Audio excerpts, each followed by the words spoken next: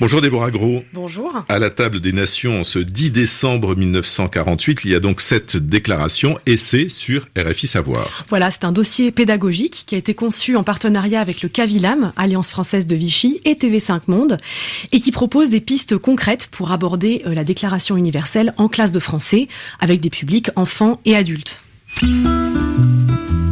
Tous sont égaux devant la loi. Tout individu a droit à la vie. Sans distinction aucune, notamment de race. Toute personne a droit à la liberté de pensée, de conscience. Nul ne sera soumis à la torture. Et dans la jouissance de ses libertés. Toute personne a droit au travail. Bien-être général dans une société démocratique. Dans un esprit de fraternité. On y croyait. On se disait qu'on avait gagné la guerre, mais qu'il fallait gagner la paix. Déclaration universelle des droits de l'homme de 1948, adoptée par l'Assemblée générale du 10 décembre 1948. Alors l'extrait qu'on vient d'entendre correspond aux premières secondes d'une émission d'1 heure sur la Déclaration universelle des droits de l'homme réalisée par RFI. On y entend notamment la voix de Stéphane Hessel, ancien résistant, diplomate et écrivain français, mort en 2013 et qui a participé à la rédaction de ce grand texte. Alors pour commencer en classe, il peut être intéressant de s'interroger déjà sur les mots. On parle d'une déclaration, ce qui n'est pas la même chose qu'une convention, qu'un traité, puisque ces textes n'ont pas la même force juridique. Et puis, il y a le mot universel, qui n'a pas non plus tout à fait le même sens que le mot international. On parle par exemple de commerce international entre deux ou entre plusieurs pays, mais on parle de déclaration universelle, c'est-à-dire relative à tous les hommes et à toutes les femmes du monde.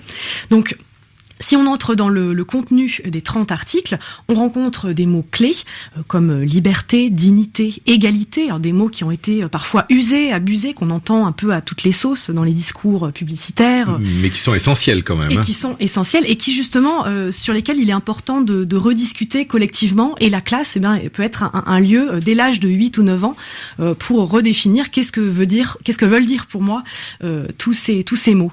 Et en abordant le vocabulaire, on arrive forcément finalement un travail sur l'histoire, pourquoi ces mots-là ont été choisis, par qui, dans quel contexte.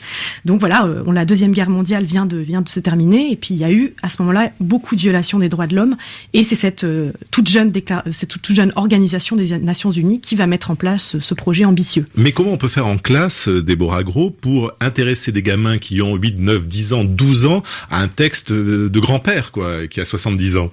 Là, alors les outils ne manquent pas, et notamment du côté du visuel, puisqu'il y a quand même, notamment par le dessin de presse, par exemple, tous les articles de la déclaration ont été illustrés par les dessinateurs et les dessinatrices du réseau Cartooning for Peace.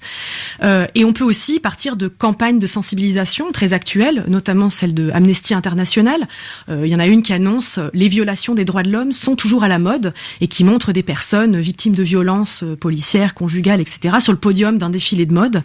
Et donc tous ces documents-là, sonores, visuels, peuvent être l'occasion de lancer des débats de classe, des activités de création, de slogans, d'affiches, etc. Et pourquoi pas parler de ceux et celles qui militent actuellement pour les droits de l'homme dans le monde. Donc pour tout savoir et pour travailler sur cette question de la déclaration des droits de l'homme, c'est sur le site RFI Savoir. Merci Déborah Gros.